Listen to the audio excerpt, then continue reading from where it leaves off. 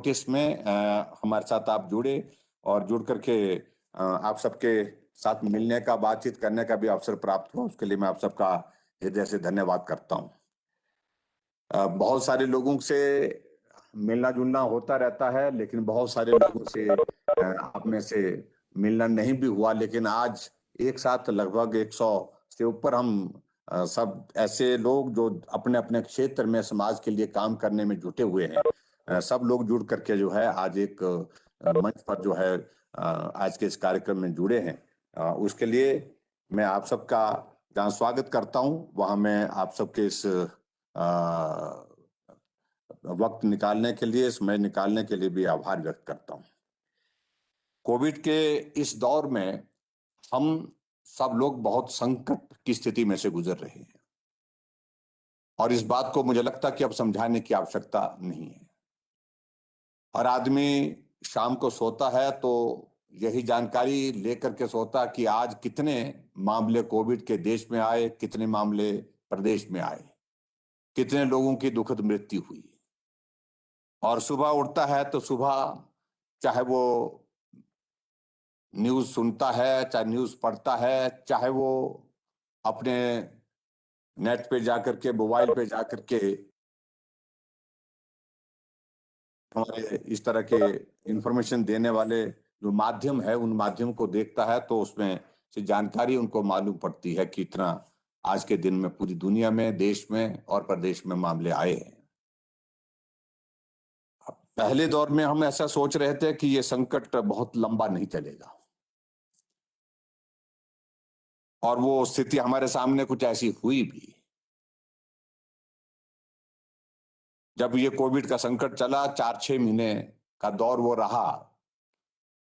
मार्च के महीने में शुरू हुआ था भारत में और मार्च के महीने के बाद नवंबर दिसंबर तक एक स्थिति ऐसी आई थी जिसमें हिमाचल प्रदेश में 2 महीने में, नवंबर और दिसंबर में पीक पकड़ा था।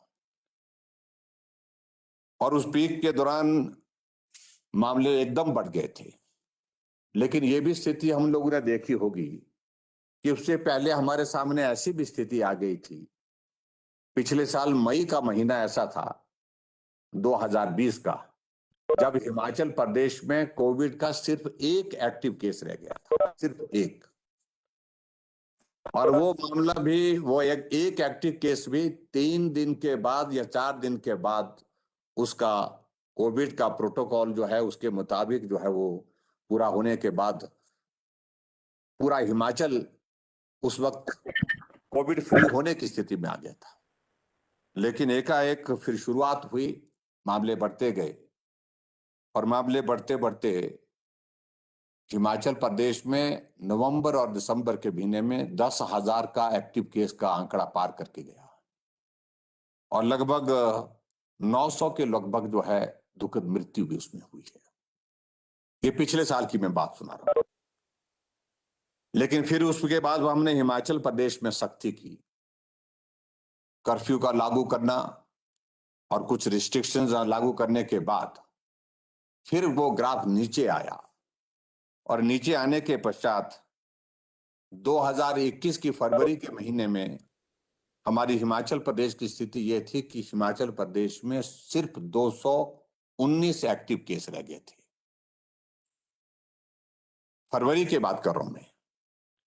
और उस वक्त भी हमको लगा कि अब यह दौर समाप्त होने जा रहा है और सारा हिमाचल एक खुले माहौल में जीने के लिए जो आतुर था वो आगे बढ़ करके एक उम्मीद के साथ कि अब ये दौर समाप्त हो रहा है, खत्म हो रहा है, कोरोना अब हिमाचल में नहीं होगा। इस इंतजार में आगे बढ़ते हुए हमारे सामने एक परिस्थिति फिर से ऐसी आ गई, फिर मामले शुरू हुए, फिर मामलों की शुरुआत हुई। हम समाचार सुनते रहे कि मुंबई में बहुत सारे मामले आ गए, महाराष्ट्र में मामले आ गए, गुजरात में आ गए, दिल्ली में आ गए, दिल्ली से होते पंजाब में आ गए। तो स्वाभाविक रूप से हमारे सामने बड़ी स्थिति बड़ी स्पष्ट थी कि अब हिमाचल भी अछूता नहीं रहेगा। और फिर से मामले बढ़ने पूरे हिमाचल प्रदेश में भी शुरू हुए और देश में तो पूरी जगह हुए ही। और अभी आपने देखा होगा कि हमारे सेक्रेटरी हेल्थ ने अभी आपके सामने प्रेजेंटेशन दी और उस प्रेजेंटेशन के बाद जो जानकारियां दी, उस जानकारी में आप सबके सामने आपने देखा कि वर्तमान स्थिति हमारे सामने ऐसी है कि अब हम लगभग 39,000 का आंकड़ा पार कर चुके हैं और आज शाम का जब आंकड़ा आएगा तो हमारा ये आंकड़ा 40,000 से पार हो जाएगा। और पिछले कल के आंकड़े के अनुसार हम इस बात को देख रहे हैं कि 2055 लोगों की दुखद मृत्यु हिमाचल प्रदेश में हो चुकी है और आज शाम तक ये आंकड़ा और भी आगे जा रहा है। आजकल पिछले कुछ दिनों से हम देख रहे हैं कि लगभग हिमाचल प्रदेश में एक दिन में 4,000 और 5,000 का आंकड़ा आ रहा है। 5,000 एक्टिव केस पर डे। और अगर मृत्यु की अगर हम बात कहें तो हिमाचल प्रदेश में 60 से ऊपर, पिछले कल 66 लोगों की दुखद मृत्यु हुई और उससे पहले 64 लोगों की दुखद मृत्यु हुई। स्वाभाविक रूप से हम सब लोगों के लिए एक चिंता का विषय है। हम सरकार की ओर से प्रयत्न प्रयास जो कर रहे हैं वो आपके सामने है, उसमें आप लोग सारी बातों को जानते हैं। लेकिन आज के विशेष तौर से इस आयोजन का जो हमने आज ये वीडियो कॉन्फ्रेंस के माध्यम से ये एक वर्चुअल मीटिंग का आयोजन किया, उसके पीछे कारण ये था कि हम चाह रहे हैं कि इसमें समाज के सहयोग के बिना संभव नहीं हो सकता ये काम। अगर हम इसको ठीक प्रकार से पूरा करना चाहें, अगर हम कोविड के संकट से बाहर निकलना चाहें तो समाज का बहुत बड़ा उसमें योगदान होगा।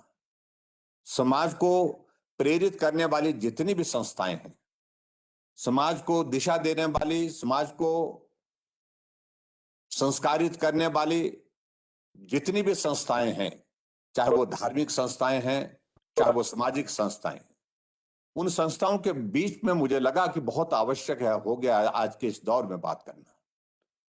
क्योंकि हम अब देख रहे हैं बहुत सारे संगठन, बहुत सारी संस्थाएं ऐसी हैं जिनके समाज के एक बहुत बड़े वर्ग में अपनी एक पहचान है और पहचान मात्र नहीं है, उनका उस वर्ग पर जो है बहुत ज्यादा जिसको कह सकते हैं कि उनका नियंत्रण भी रहता है। जिस प्रकार से उनकी मान्यता है, श्रद्धा है उनके प्रति, संस्था के प्रति, संगठन के प्रति, उस कारण से इसलिए हमने सोचा कि क्यों ना हम सभी लोगों से अपील करें, सब लोगों से बात करें। जहां देश एक बहुत बड़े संकट के दौर में से गुजर रहा है, प्रदेश भी ऐसे दौर में से गुजर रहा है। आज अगर ये संगठन, ये संस्थाएं अगर काम नहीं आएंगी तो कब काम आएंगी? ये सदी का सबसे बड़ा संकट है, सबसे बड़ा संकट जिसको हम आज देख रहे हैं। हम राजनीतिक क्षेत्र में काम करने वाले हैं, हम जितना मर्जी कहें, जितना मर्जी करें, लेकिन उसके बावजूद भी लोकतांत्रिक व्यवस्था के अनुरूप जो है पक्ष और विपक्ष सारी बातें, अच्छा बुरा गलत ठीक, ये सारी बातें होती रहती है। लेकिन आज का दौर मैं समझता हूं इन सारी बातों के लिए नहीं है। और वो उम्मीद में सबसे ज्यादा अगर आज की तारीख में अगर किसी से लगाता हूं, वो हमारे जो संगठन जो देश के लिए समर्पित हैं, समाज के लिए समर्पित हैं, समाज की बेहतरी के लिए समर्पित हैं, उन संस्थाओं की भूमिका बहुत महत्वपूर्ण है। पिछले 1.5 वर्ष से हम देख रहे हैं कि हमारी प्रदेश की और देश की आर्थिकी पर भी बहुत बड़ा असर हुआ है, बहुत बड़ा असर हुआ है, बहुत बड़ा प्रभाव हुआ है। और ऐसी परिस्थिति में अभी जो हाल ही में अगर हमको कर्फ्यू हिमाचल प्रदेश में लगाना पड़ा, उसकी वजह यही है कि समाज के सामने हम लगातार बार बार निवेदन करते रहे, आग्रह करते रहे, लेकिन समाज सुनता है।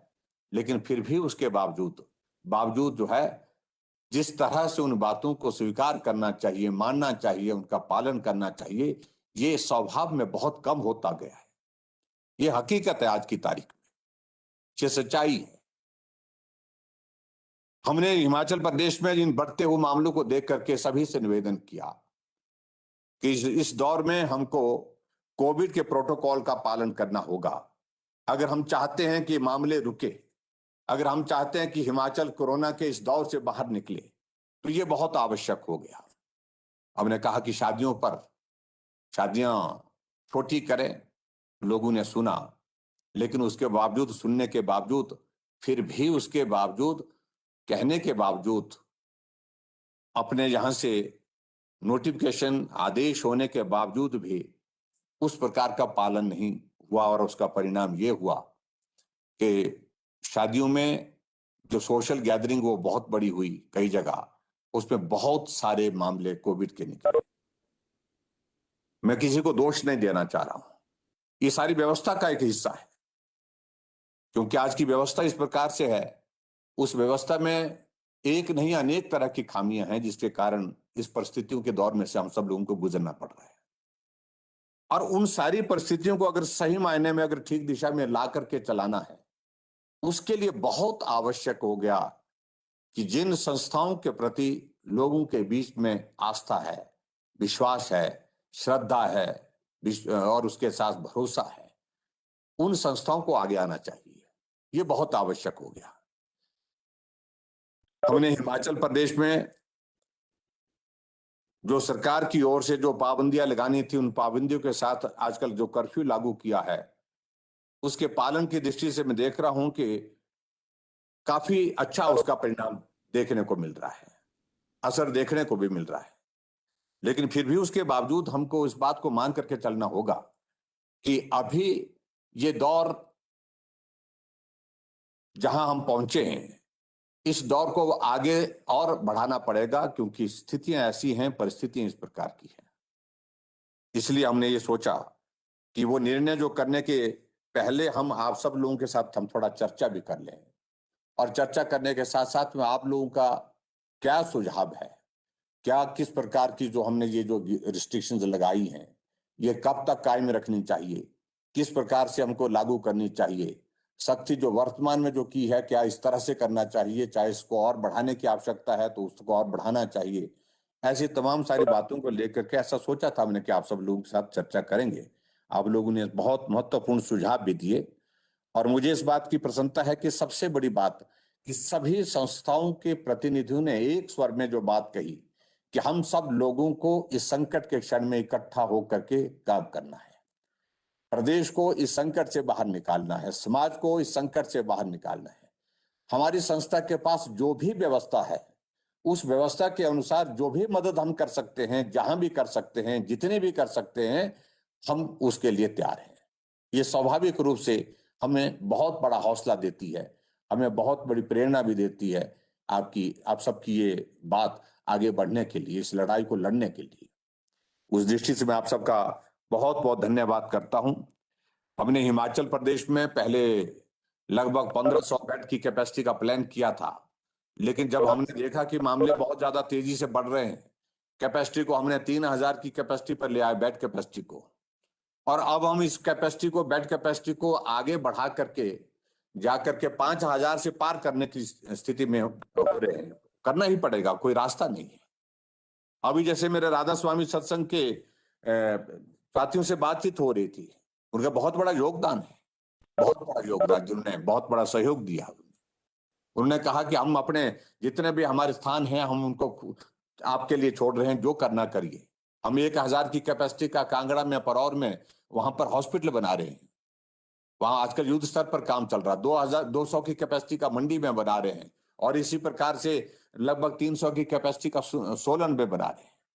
और इसी प्रकार से पिछले कल निरंकारी सभा के प्रतिनिधि आए थे, उन्होंने भी कहा हम भी सहयोग देने के लिए, अपने स्थान देने के लिए तैयार हैं। और उसी प्रकार से गुरुद्वारा प्रबंधक कमेटी ने भी अपनी ओर से प्रस्ताव किया, जो जहां हमारे पास जगह बहुत ज्यादा नहीं भी है, लेकिन उसके बावजूद हम हर संभव सहयोग आपको देने के लिए तैयार हैं। और इसी प्रकार से और भी संगठनों ने आगे बढ़ करके सहयोग देने के लिए हमको कहा है। तो स्वाभाविक रूप से ऐसे इस संकट के क्षण में इस प्रकार के सहयोग की बहुत बड़ी एक आवश्यकता भी है, और आवश्यकता के साथ साथ में इस सहयोग से हम निश्चित रूप से, मैं कह सकता हूं कि हम आगे सफल होकर के इस कोविड के संकट से बाहर निकलेंगे, ऐसा मुझे पूरा भरोसा है। हिमाचल प्रदेश में जहां बेड कैपेसिटी को बढ़ाने के साथ साथ में हमने निर्णय किया है कि जो हमारे यहाँ जो आवश्यकता पड़ रही है, सबसे ज्यादा बेड के साथ दूसरी आवश्यकता पड़ रही है ऑक्सीजन की। ऑक्सीजन की कैपेसिटी हमने हिमाचल प्रदेश में बढ़ाई है, और बढ़ाने के साथ साथ में हमने लगभग 25 मीट्रिक टन जो है ऑक्सीजन की स्टोरेज कैपेसिटी इन दिनों में ही बढ़ाई, कुछ दिनों में ही। जहां जहां से भी हमको खाली सिलेंडर उपलब्ध हो सकते थे वो लिए और उनको भर करके लोगों का जीवन बचाने के लिए हम प्रयत्नशील हैं, और उसमें निश्चित रूप से हम सफल भी होंगे, कामयाब भी होंगे। ऐसे में आगे की परिस्थितियां क्या होंगी? अभी दूसरी वेव ये समाप्त हुई नहीं, तीसरी वेव की चर्चा शुरू हो गई है, और स्वाभाविक रूप से ये बहुत बड़ा चिंता का विषय है कि आखिरकार ये वेव का दौर मालूम नहीं अब कब तक चलता रहेगा। लेकिन जो भी परिस्थितियां हैं, हमको उन परिस्थितियों के लिए आज से तैयारी करने के लिए आगे बढ़ना होगा, और उस दृष्टि से सबके सहयोग की बहुत बड़ी आवश्यकता है। केंद्र सरकार के लिए हम धन्यवाद करना चाहेंगे आदरणीय प्रधानमंत्री जी का। उनने लगातार हमको ऐसे संकट के क्षण में जो आवश्यकता हमको महसूस हुई प्रदेश के अंदर, वो मदद उनने हर तरह से देने की कोशिश की है। आज की तारीख में हमारे पास, मैं कह सकता हूं कि हिमाचल प्रदेश में, पूरे उत्तर भारत में कह सकता हूं कि ऐसी स्थिति है कि अगर कोई हॉस्पिटल जाना चाहे, तो हॉस्पिटल में एडमिट होना चाहे, तो कम से कम ऐसी स्थिति है कि हॉस्पिटल में बिस्तर मिल रहा है, बेड मिल रहा है। हमारे यहाँ पर ऑक्सीजन की कमी नहीं है, हमारे यहाँ पर पीपी किट की कमी नहीं है, मास्क की कमी नहीं है, वेंटिलेटर की कमी नहीं है। सारी चीजें आज की तारीख में, जो जो जो आज की तारीख में जो लोड हमारे पास इस वक्त हॉस्पिटल में है, उसके लिए जो है प्रचुर मात्रा में सारी व्यवस्थाएं हमारे पास पर्याप्त है। इसके अतिरिक्त तो दूसरा जो नंबर हमारे पास है, जो होम आइसोलेशन में है, हम होम आइसोलेशन में जितने भी लोग हैं, क्योंकि वो नंबर बहुत बड़ा है, जो होम आइसोलेशन में लोग हैं उनके लिए भी वहां पर व्यवस्था कर रहे हैं। उनके लिए किट भेज करके उसमें दवाइयां, उसमें काढ़ा, काढ़े के साथ में उसमें सैनिटाइजर, उसमें मास्क, उसके बाद च्यवनप्राश, ऐसी सारी चीजों की शुरुआत हम 3-4 दिन के अंदर करने वाले हैं। जो हिमाचल प्रदेश के सभी जो होम आइसोलेशन में जितने भी लोग हैं, उन सब तक पहुंचाने के हम प्रयत्न कर रहे हैं। मेरा आप सबसे भी इस बात के लिए निवेदन है, क्योंकि ये संकट बहुत अलग तरह का है। आदमी का जब भी बीमार होता है तो परिवारजन, परिवार के लोग, रिश्तेदार लोग, साथी मित्र उनके करीब होते हैं। कोई मदद करता है, कोई उठाने में मदद करता है, कोई खिलाने में मदद करता है, कोई पानी पिलाने में मदद करता है, कोई बाथरूम जाने के लिए मदद करता है। लेकिन ये परिस्थिति ऐसी है कि जब आदमी बीमार हो रहा है इस वायरस से, तो साथ में कोई नहीं है, कोई भी साथ नहीं है। भले परिवार भी है, साथी भी है, दोस्त भी है, लेकिन साथ कोई नहीं है, क्योंकि इस वायरस की प्रोटोकॉल के हिसाब से कोई आदमी नजदीक नहीं जा सकता है। अगर जाएंगे तो संक्रमित होने की संभावना उसमें है, उसका जीवन भी जोखिम में पड़ सकता है। ऐसे में बहुत बड़ा मनोबल देने की, मनोबल बढ़ाने की आवश्यकता हम लोगों की है।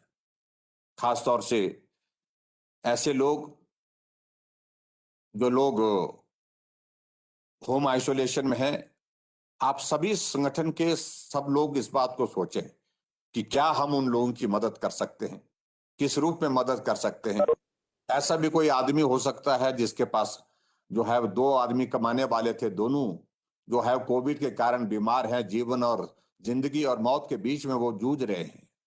और ऐसी स्थिति में परिवार वालों को 2 वक्त का खाना भी उनके पास मौजूद है कि नहीं है, उसके लिए हम चिंता करें।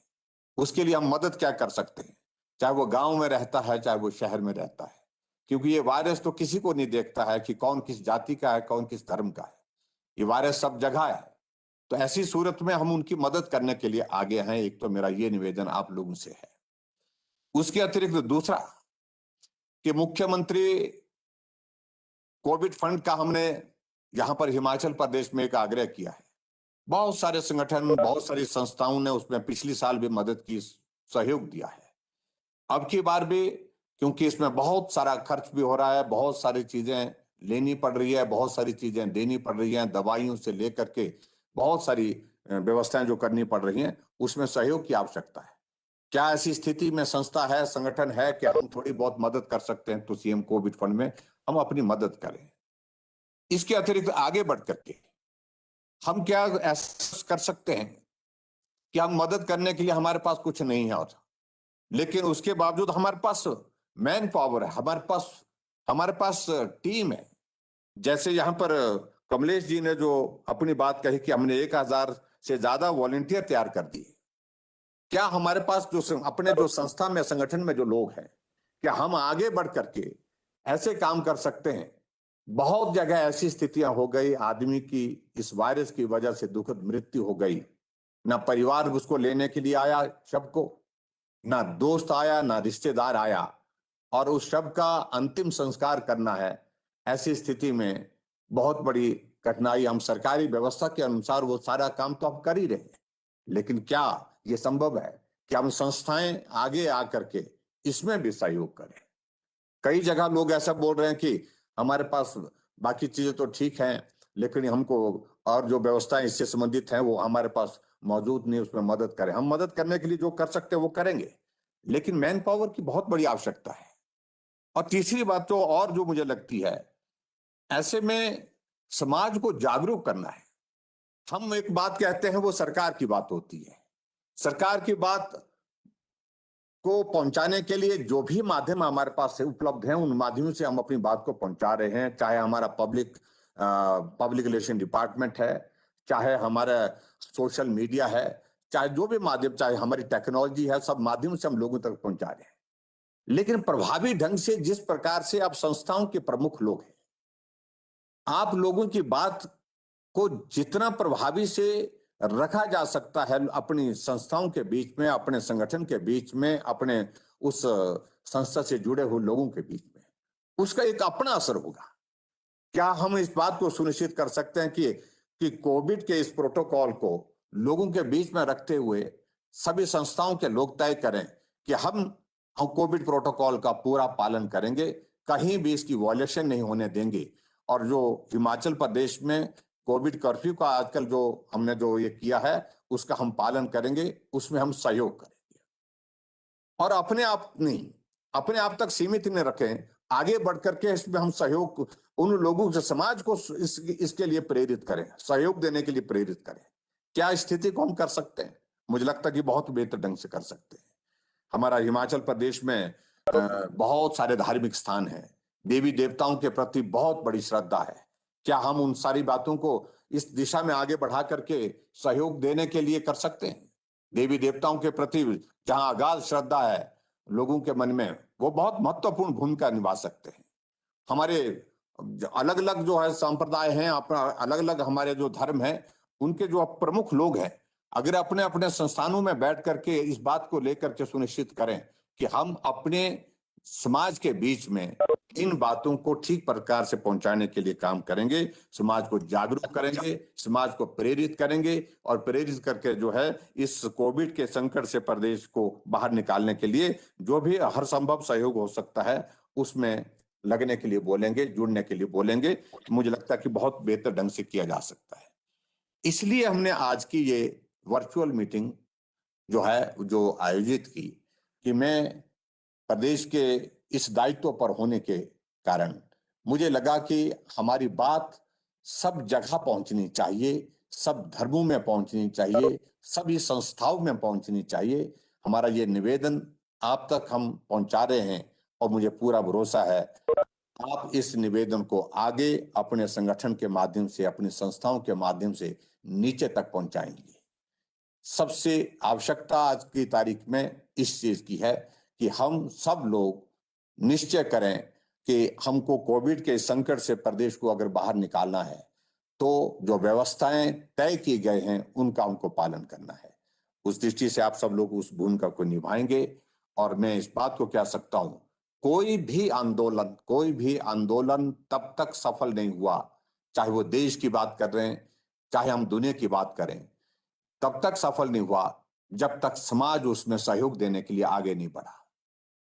चाहे वो आजादी का आंदोलन है, चाहे वो हमारी साक्षरता का आंदोलन हम बोलें, चाहे हम साक्षरता के आंदोलन के बाद स्वच्छता का आंदोलन बोलें, चाहे हमारे पल्स इसका पोलियो के खिलाफ आंदोलन था, एक नहीं अनेक चीजें, चाहे हमारे ट्यूबरक्लोसिस के खिलाफ जो आंदोलन, जब तक समाज नहीं उसमें जुड़ता है, जब तक संस्थाएं नहीं जुड़ती हैं, समाज अपना दायित्व उनका निर्वहन नहीं करता, तब तक के लिए उसमें सफल नहीं हो सकते हैं। मैं समझता हूं आज की तारीख में हम ऐसे चौराहे पर हैं जब संस्थाओं और समाज को सभी सभी संगठनों को एकजुट हो करके समाज को संगठित करना चाहिए कि पहला लक्ष्य हमारा आज की तारीख में यही है कि हम इस कोविड की लड़ाई को जीतें और उस जीत को हासिल करने के लिए जो भी नियम कानून बने हैं उनका हम पालन करें।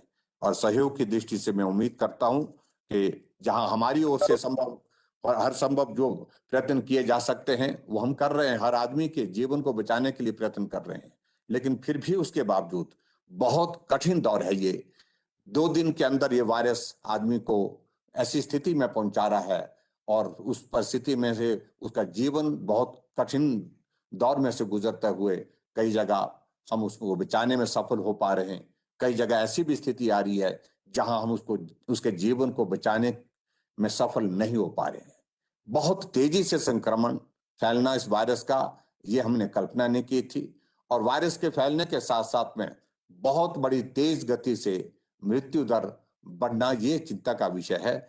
और ऐसे में मुझे लगता है कि हम सब लोगों को इस दायित्व को निर्वहन करने के लिए आगे आकर के काम करना चाहिए। और मुझे पूरा भरोसा है कि आप सब लोग इस काम को निश्चित रूप से सहयोग की दृष्टि से आगे बढ़ करके करेंगे। यही विनम्र निवेदन मुझे आप सबके समक्ष करना था और मैंने अपनी बात कही। तो जो भी सुझाव होंगे आप सबकी आज की ये बैठक बहुत जल्दी में हुई, व्यवस्थित नहीं हो पाई, लेकिन फिर भी मैं आप सबके बीच में इतना जरूर कहना चाहूंगा कि आप सबके एक साथ दर्शन करने का अवसर प्राप्त हुआ, बहुत सारे लोगों से बात करने का भी अवसर प्राप्त हुआ।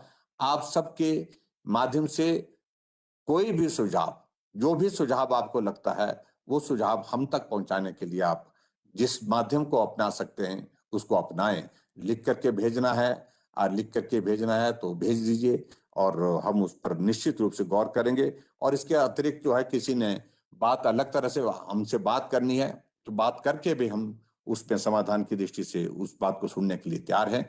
तो मैं यही कहना चाहूंगा कि सबके सहयोग की आज के संकट में बहुत बड़ी आवश्यकता है। उस सहयोग को देने के लिए आप सब आज जुड़े। आप सबका बहुत बहुत धन्यवाद, बहुत बहुत धन्यवाद। नमस्कार, जय हिंद।